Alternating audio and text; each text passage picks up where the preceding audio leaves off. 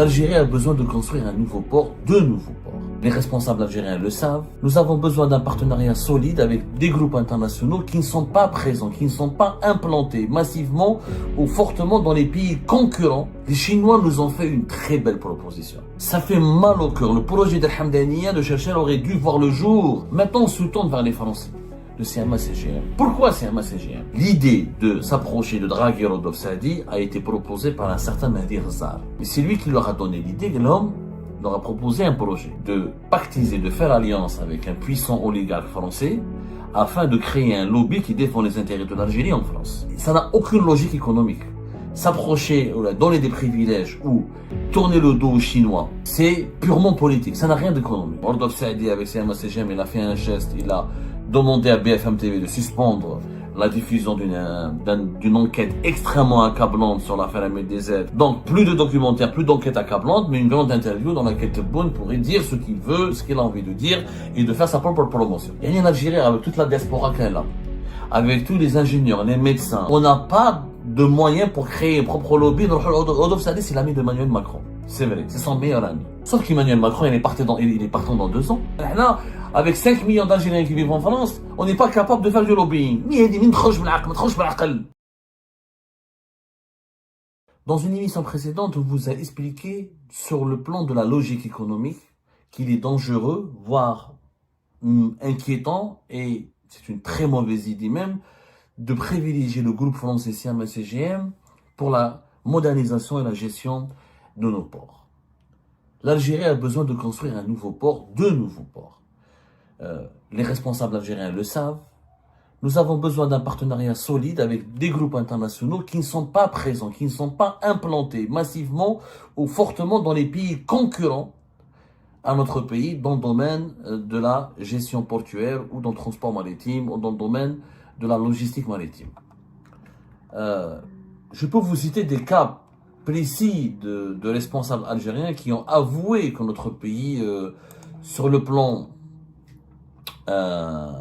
pur aéroportuaire, on est en retard. Par exemple, le patron du groupe des services portuaires Serport, M. Abdelkrim Ghzel, le 9 juin dernier, sur les ondes de la radio nationale, c'est lui qui le dit, c'est pas moi, les ports algériens sont aujourd'hui enclavés dans des zones urbaines, avec des tirants d'eau limités, des quais peu linéaires et des connexions ferroviaires ou autoroutières insuffisantes. Les 11 ports que nous avons dans notre pays, réellement, ce sont 9 ports commerciaux qu'on peut utiliser parce qu'il y a les ports, les terminaux pétroliers, Skikda notamment, Erzurum, Bjaya. Les autres ports sont complètement archaïques, complètement dépassés. Ils sont inadaptés aux pratiques modernes, aux besoins actuels du commerce maritime. Nous avons besoin de construire un nouveau port. Les Chinois nous ont fait une très belle proposition. Ça fait mal au cœur. Le projet d'Al Hamdaniya de Cherchel aurait dû voir le jour depuis au moins 5 ans. Les travaux, ils devaient être lancés en 2017-2018, devaient durer 60 mois, à savoir en 2022-2023, on devait déjà disposer d'un port opérationnel, moderne, capable de rivaliser avec les ports marocains de Tangimed, de Nord-Ouest et des ports espagnols ou de ports de Marseille et les autres. Les Chinois, on les a déçus, on les a dégoûtés, on les a indignés, on les a perdus, tout simplement. Maintenant, on se tourne vers les Français, le CMA-CGM. Pourquoi CMA-CGM? Sur le plan économique, on l'a déjà expliqué. Allez voir notre émission tout à l'heure, pourquoi c'est une mauvaise idée. Vous allez tout comprendre. Ça n'a pas de sens. On a pris 3 exemples. D'abord, c'est pas un constructeur de ports. L'Algérie n'a pas besoin de gérer ses ports actuels. Ils sont vieux, ils sont usés, nos ports actuels. Ils sont usés, ils sont pas adaptés. Ça sert à rien. On va perdre beaucoup d'argent à les moderniser. L'Algérie a besoin de créer un nouveau port pour alléger la pression sur le port d'Alger ou le port d'Oran, etc. Et pour pouvoir accueillir des grands navires. Et plus on peut accueillir des grands navires, plus on devient un passage et un carrefour maritime important, plus l'économie de l'Algérie pourrait être gagnante en termes de gestion de nos importations et en termes de recettes en devises, de nouvelles ressources de recettes en devises, puisque un nouveau port moderne, bien équipé, qui accueillera les navires et les armateurs étrangers, pourrait gagner énormément de sources en devises. Ça pourrait être une source de ressources en devises. L'Algérie, depuis 2018, elle est prête à mettre 1,5 milliard de dollars sur la table. Ça ne sera pas suffisant, puisque pour construire un mégaport, il nous faudra au moins entre 2,5 milliards et 3 milliards de dollars. C'est selon les ambitions, il y a plusieurs considérations techniques, plusieurs paramètres techniques. Siam CGM ne construit pas les ports. Siam CGM, elle gère et elle a investi et elle exploite des ports dans des pays concurrents. Maroc, Liban, Syrie, notamment le Maroc. Siam CGM est déjà impliquée dans des investissements importants à travers le monde. Elle investit des centaines de millions de dollars à travers le monde. Est-ce qu'elle a les moyens financiers pour investir en Algérie? Est-ce qu'elle peut est-ce qu'elle peut mobiliser rapidement des moyens financiers pour investir en Algérie? C'est la grande inconnue.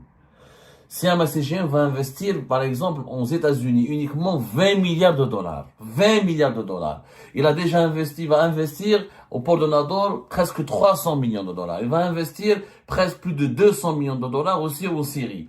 Est-ce qu'il aura de l'argent? Est-ce qu'il a les ressources financières nécessaires à mobiliser pour l'Algérie? Alors que nous avons besoin d'un investisseur qui soit opérationnel rapidement, qui peut mettre de l'argent sur la table et qui peut s'impliquer dès maintenant dans la construction d'un nouveau port. Vous allez me dire, mais Abdou, pourquoi les dirigeants algériens s'intéressent à Siam CGM?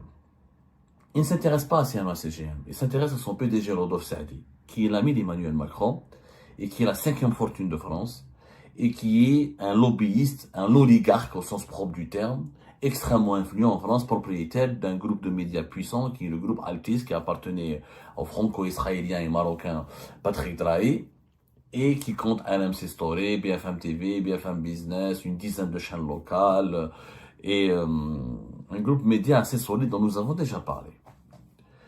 L'idée de s'approcher de draguer Rodolphe Saadi a été proposée par un certain Mehdi Ghzar, qui est un homme d'affaires établi en France, qui est devenu l'un des lobbyistes attitrés du clan Tebboune. On en parlera tout à l'heure dans une prochaine émission, on lui prépare les détails, et qui est devenu, aujourd'hui avec Kamal Sidi Saïd, encore plus influent que Kamal Sidi Saïd. C'est lui maintenant le cerveau de Kamal Sidi Saïd. Kamal Sidi Saïd, le patron de la direction générale de la communication au palais présidentiel de Mouradia, prête une oreille attentive à Mehdi Ghzal, qui a une influence grandissante sur Kamal Sidi Saïd, mais malsaine. Et Kamal Sidi Saïd a présenté Mehdi Ghzal au fils de Tebboune, Mohamed Tebboune, où Mehdi Ghzal fait du lobbying maintenant, au-delà de ses émissions sur Alger 24 News, et comme il a quelques entreprises en France de taille modeste, mais il a une dizaine d'entreprises, mais de taille modeste, comme il a réussi socialement, il a été déjà sur RMC TV, RMC avec les grandes gueules, comme il a défrayé la chronique avec son soutien au deuxième mandat de Tebboune, avec ses déclarations hostiles au Maroc, avec son activisme en faveur de Tebboune, etc. Donc il est devenu influent. Et c'est lui qui leur a donné l'idée, que l'homme leur a proposé un projet de pactiser, de faire alliance avec un puissant oligarque français afin de créer un lobby qui défend les intérêts de l'Algérie en France. Donc ça n'a aucune logique économique. S'approcher, donner des privilèges ou tourner le dos aux Chinois pour draguer les Français de Siam CGM, c'est purement politique, ça n'a rien d'économique. Et Rodolphe Saadi, s'il s'intéresse à l'Algérie, c'est qu'il a des intérêts financiers, surtout qu'il avait des dividendes et des paiements de taxes sur Istari, c'est-à-dire des taxes, les sur Istari, je ne sais pas si vous les connaissez, je ne sais pas comment je peux les définir de façon pédagogique. Les sur Istari, c'est quand un bateau dépasse le délai qui lui a été imparti pour décharger sa marchandise. Un armateur, c'est un CGM, les importateurs en Algérie, soit les privés ou les sociétés publiques algériennes, ou privées algériennes, elles louent les bateaux, elles payent CMA-CGM pour ramener les conteneurs et les marchandises et les matières premières dont l'Algérie a besoin pour le fonctionnement de son économie. CMA-CGM, il ramène les conteneurs de Chine, de Turquie, de n'importe quel pays à travers le monde, il a sa flotte. Et quand il arrive au niveau des ports algériens, comme les ports algériens sont saturés, sont congestionnés, sont tout simplement catastrophiquement mal gérés, il y a des retards pour le déchargement. il y a il y a beaucoup de retard. En cas de retard, l'armateur, il est obligé de faire payer ce retard à son client, parce que lui, il mobilise le navire, l'équipage, ils sont bloqués. Au lieu de reprendre son navire et d'aller prendre d'autres marchandises et de la livrer à d'autres pays, à d'autres clients, le navire, il reste. Donc, il y a un dépassement du temps convenu par le contrat pour le chargement ou le déchargement d'un navire. Donc, du coup, tu payes. Et c'est selon la taille du navire, selon le nombre de l'équipage, ça peut être des centaines jusqu'à des milliers d'euros par jour. Et CMA-CGM avait, selon nos investigations, des dizaines de millions d'euros de surestaries qui n'ont pas été payés par ces clients algériens, qui ont été bloqués par la Banque d'Algérie. Parce que pour qu'ils soient payés par le canal bancaire, il faut que la Banque d'Algérie autorise ces virements. On parle d'une somme de presque 80 millions d'euros. Donc Rodolphe Saadi voulait récupérer son argent. Lui, il est de bonne guerre, il défend ses intérêts. Sauf que du côté algérien, Ben Mahdi Ghazaro, c'est Kamel Sidi Saïd, ils ont convaincu le fils de Tebboune, et pour convaincre Abdelmajid Tebboune aussi, qu'il faut miser sur le CMA-CGM, parce que grâce à CMA-CGM et Rodolphe Saadi, en le draguant, en faisant une alliance avec lui, on lui débloquant ses affaires en Algérie, on va faire une alliance avec lui pour qu'il construise un lobby qui protège l'Algérie. Donc il protège le régime algérien, le pouvoir algérien. Donc BFM TV, elle a fait CMA-CGM, Rodolphe Saadi avec CMA-CGM, il a fait un geste, il a demandé à BFM TV de suspendre la diffusion d'une enquête extrêmement accablante sur l'affaire MDZ, avec notamment des images filmées en caméra cachée à l'intérieur même du consulat d'Algérie à Créteil. CMA-CGM avec Rodolphe Saadi, donc plus tard, il a été approché par Mehdi Ghazal, qui a fait l'intermédiaire. Ils ont essayé de convaincre Rodolphe Saadi que BFM TV propose une interview complaisante et de faire de la promotion de Majid Tebboune à travers une interview qui est en cours de négociation entre le palais présidentiel d'El Mouradia et BFM TV. Donc, plus de documentaires, plus d'enquêtes accablantes, mais une grande interview dans laquelle Tebboune pourrait dire ce qu'il veut, ce qu'il a envie de dire, et de faire sa propre promotion. C'est une façon de draguer Abdelmajid Tebboune et son entourage. L'interview, c'est une bonne opération, je l'ai dit hier, moi je trouve que c'est une bonne idée. Mais elle s'inscrit malheureusement dans un processus qui est malsain. Pourquoi malsain? Est-ce que Rodolphe Saadi est la bonne porte d'entrée pour créer un lobby en France?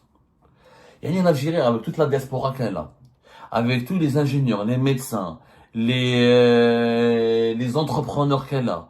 On n'a pas de moyens pour créer un propre lobby. Rodolphe Saadi, c'est l'ami d'Emmanuel Macron. C'est vrai, c'est son meilleur ami. Sauf qu'Emmanuel Macron, il est partant dans 2 ans. Emmanuel Macron, dans 2 ans, là, des élections présidentielles de 2027. Avril 2027, bye bye. Et même aujourd'hui, Emmanuel Macron n'a pas le pouvoir absolu puisqu'il a perdu les européennes et les législatives. Et il fait de la cohabitation avec d'autres partis. Donc, il n'a pas les règnes, il n'a pas les pleins pouvoirs en France. Ok, on va partiser avec Rodolphe Saadi. Et en 2027, comment faire comment? S'il y a un autre président qui ne sera pas l'ami de Rodolphe Saadi. 2027, c'est demain. Comment Rodolphe Saadi qu'est-ce qu'il va faire pour nous? Ou alors Rodolphe Saadi, pour les beaux yeux, vous pensez que la famille Saadi de CMA-CGM, pour les beaux yeux de l'Algérie, ils vont se mettre à dos le nouveau président français. Et d'ailleurs, Rodolphe Saadi, il est connecté au pouvoir français, il est français. Il défend d'abord les intérêts de la France. La preuve, il devait venir au mois de mai, un mois plus tard. Au mois de mai, il n'est pas venu. C'est au mois d'avril, même. Il devait venir au mois d'avril. Il n'est pas venu parce qu'Emmanuel Macron et le Quai d'Orsay lui ont dit ne viens pas. Donc, il est connecté au pouvoir français. Il ne va pas défendre le pouvoir algérien contre le pouvoir français. C'est une idée complètement folle, complètement absurde. Il peut faire l'intermédiaire, il peut jouer le rôle de messager, il peut essayer d'arranger les choses. Mais si le pouvoir français lui dit non, il ne travaillera pas avec l'Algérie, on fera comment alors? On va lui donner nos ports. Mais si demain le pouvoir français lui dit abandonne, ne fais rien avec l'Algérie, on n'a pas besoin de l'Algérie, ne traite pas, on n'a pas besoin de toi, de ton intervention en Algérie, il sera pas efficace pour l'Algérie, on fera quoi après? Haslo. Et on va écarter les Chinois qui nous ont proposé des milliards de dollars, qui nous ont proposé de la gestion et qui nous ont proposé de nous intégrer à la fameuse route de la soie, qui est le grand circuit logistique des exportations chinoises vers l'Europe et le reste du monde. Pour les beaux yeux d'un homme d'affaires français, Donc on a besoin de lui pour qu'il nous fasse du lobbying en France. Et là, avec 5 millions d'Algériens qui vivent en France, on n'est pas capable de faire du lobbying. L'Algérie, pour faire du lobbying en France, elle n'a qu'à mobiliser sa diaspora. Le nombre d'entrepreneurs d'origine algérienne qui ont réussi, on peut les fédérer autour d'une association, autour d'un lobby puissant. Le nombre de personnalités politiques qui connaissent l'Algérie, qui ont des affinités avec l'Algérie, le nombre de personnalités culturelles, on peut faire un lobby puissant, à condition que le pouvoir algérien se comporte de façon élégante, civilisée. Mais si tu emprisonnes, tu persécutes, tu veux tuer un MDZ, tu veux agresser les opposants algériens en France, après tu demandes de faire du lobbying. Rodolphe Saadi va faire quoi? Il va demander c'est lui qui va convaincre le président français pour que le parquet national antiterroriste arrête l'enquête sur MDZ. Il n'a pas ce pouvoir-là. Il va demander quoi? Il va corrompre les opposants algériens, mais c'est tout, mais c'est de chez Hadro. Il pourra pas le faire. Il va faire quoi? C'est lui qui va bloquer l'extrême droite son arrivée au pouvoir? Allez, demain Marine Le Pen arrive au pouvoir. Demain, un homme de droite plus dur arrive au pouvoir. Rodolphe Saadi va faire quoi? Il va s'opposer au nouveau président français pour protéger ses intérêts en Algérie. Mais jamais de la vie. Il est fortuné en France, il n'est pas fortuné en Algérie. L'Algérie, pour lui, ça compte même pas. C'est l'Algérie qui a besoin de CMA-CGM. C'est pas CMA-CGM qui a besoin d'Algérie. 80% de nos marchandises et de nos conteneurs passent par CMA-CGM. C'est pas le contraire. C'est une très mauvaise idée. Extrêmement mauvaise idée. Au contraire, on devrait diversifier nos fournisseurs et ne pas dépendre de CMA-CGM. Et ce partenariat avec les Chinois a été excellent. وش حيدير لك انا مانيش فاهم انا comment كما سيدي سعيد a été convaincu par Hadam Mahdi Ghazal, dont on va parler de lui tout à l'heure, de créer une alliance avec un oligarque français pour faire du lobbying en France. D'abord, il y a plein d'entreprises françaises qui ont des intérêts avec l'Algérie. Renault, Peugeot, on peut avoir des intérêts. Saint-Gobain, Lafarge. On peut créer un lobby en regroupant plusieurs hommes d'affaires français, pas un seul. Et le lobbying, il a ses limites. Il a ses limites. L'Algérie n'a pas besoin. Le lobbying algérien en France doit être pluridimensionnel. Il doit passer de la religion, il peut passer de la mosquée jusqu'à l'entreprise. Il y a les associations de la société civile, il y a le sport, il y a les sportifs français d'origine algérienne. Il y a plein de façons de faire du lobbying. Mais donner tous les bloqués à un méga projet avec les Chinois. Arrêter ce projet, le geler alors qu'il date de 2015. Décider de le geler en 2024 et de le suspendre en 2025, juste pour permettre aux Français, à la famille Saadi de s'emparer des ports algériens, c'est complètement de la folie. C'est de la folie, juste pour que la famille Saadi défende le régime algérien à travers le groupe BFM. C'est tout ce qu'il peut faire. C'est la famille Saadi, qu'est-ce qu'elle peut faire? Demander à BFM de ne pas parler de l'Algérie ou de parler en bien de l'Algérie. Il y a CNews, il y a les autres médias. Ils ne possèdent pas tous les médias en France, la famille Saadi. Rodolphe Saadi ne possède pas tous les médias français. C'est pas vrai. C'est une immense connerie. Le développement de l'économie nationale doit suivre une logique économique, pas une logique politique. La logique économique et la logique politique peuvent se rejoindre, peuvent faire une conjonction, mais dans le cadre d'un agenda raisonnable, clairvoyant, qui privilégie les intérêts du pays, pas les intérêts d'un clan au pouvoir. C'est pas parce que BFM va dire du bien de Tebboune ou là ne va pas publier un documentaire extrêmement accablant dans l'affaire MDZ qui implique des responsables proches de l'entourage de Tebboune qu'on doit favoriser à tout prix le propriétaire de BFM TV dans les affaires économiques. Ce serait une terrible erreur. Et cette erreur, elle est issue d'une inconscience. Hadam Mahdi Ghazal n'a aucune expérience dans le lobbying, n'a aucune expérience dans les relations internationales, n'a aucune expérience dans la géopolitique. C'était un mécanicien vendeur de voitures, qui est aujourd'hui devenu le stratège du régime algérien. Je vous remercie toutes et tous sans exception comme d'habitude pour avoir suivi la vidéo jusqu'à la fin et toutes nos vidéos. Je vous remercie pour vos commentaires et pour vos réactions. N'oubliez pas de nous laisser des commentaires sur le sujet de cette vidéo et aussi de vous abonner à la chaîne si vous n'êtes pas encore abonné. Donc voilà, je vous remercie encore pour votre soutien à la chaîne, pour vos abonnements et pour toutes vos réactions et pour vos commentaires très diversifiés. Et j'espère pouvoir toujours être à la hauteur de vos expectations. Donc voilà, merci encore une fois et à la prochaine dans une nouvelle vidéo. Au revoir.